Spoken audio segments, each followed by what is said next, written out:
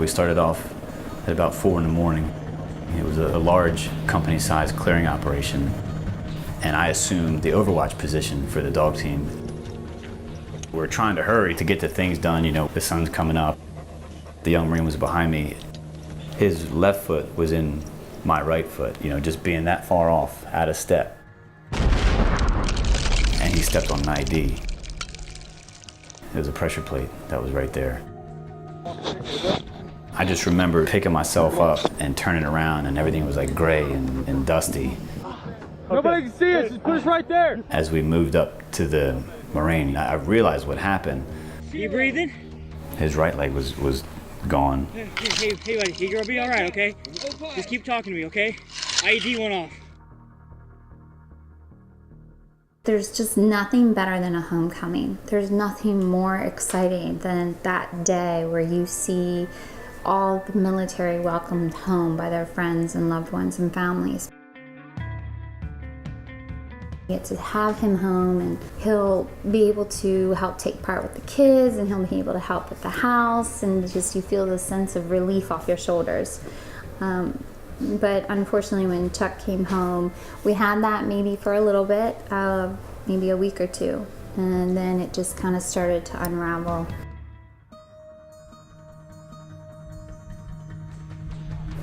You know, we would find him in a back room kind of having an emotional breakdown where he'd just be crying and he wouldn't understand why, or he'd be extremely upset.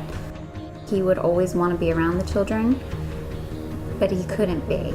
He physically just couldn't handle it. It was too much. I knew I was being, in my opinion, ridiculous when I was having reactions. You know, somebody slams a door and I turn around, or, you know, we don't have balloons in the house anymore. The Mylar ones are okay because they don't really pop, but the, you know, the little helium balloons or whatever, you know, they pop.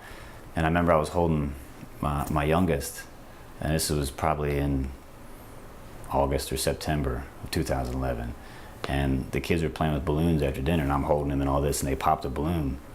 And I put them down and went and threw up in the bathroom. I couldn't help it. You know, it just, it was involuntary, you know, these sort of things. Like, what was that about? Chuck's character is the type that's just full of life and full of laughter. I'm the type of person, you know, you're not going to stay in bed for another day. You're going to get up. You're going to get showered and you're going to get going because we have stuff to do, you know. These kids need you. So, I mean, he's had this kind of tough love, but it got to that point where I finally understood he's really in a lot of pain. People don't get it. They go through a lot. And so you just hope that others can understand that invisible wounds are just as serious. And you can't escape it. There's nothing you could do, and it just totally, you know, it's like carrying around a refrigerator on your head, on your shoulders. You know, it's just incredible. Like it weighed me down. It stopped me from doing everything. We're in front of the TV one day, just in the middle of the afternoon, and a news segment came on that stated, you know, new PTSD treatments. And I said, let's just see what this is about. It was Liz that said, hey, we're doing this. Let's try this. Who cares? Just give it a shot. You know, we saw the thing on TV. She's like, I'm gonna call. I was like, whatever. Literally, I called the phone number that they provided right away. And it went right to Dr. Harch and Dr. Harch's wife, Juliet. And I'll never, you know, forget that day ever, because she said, absolutely, we can help your husband 100%. Seeing that there was, you know, spots in my brain that didn't have blood flow, you know, extremely decreased, you know, like lights out in certain spots. And explained it. He said, hey, your left frontal lobe, look at that. Like nobody's home. You know, that's all your emotions and your short-term memory and all this stuff.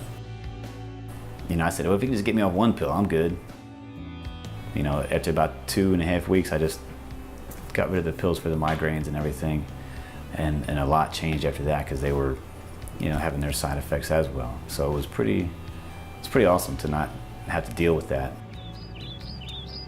Something that used to occupy 90% of my day, waiting for it to happen or dealing with it when it did, or living in fear, being grateful that it's gone, you know, that sort of stuff. He just didn't have it anymore. It's pretty much brought him back to life, to see this kind of light turn back on.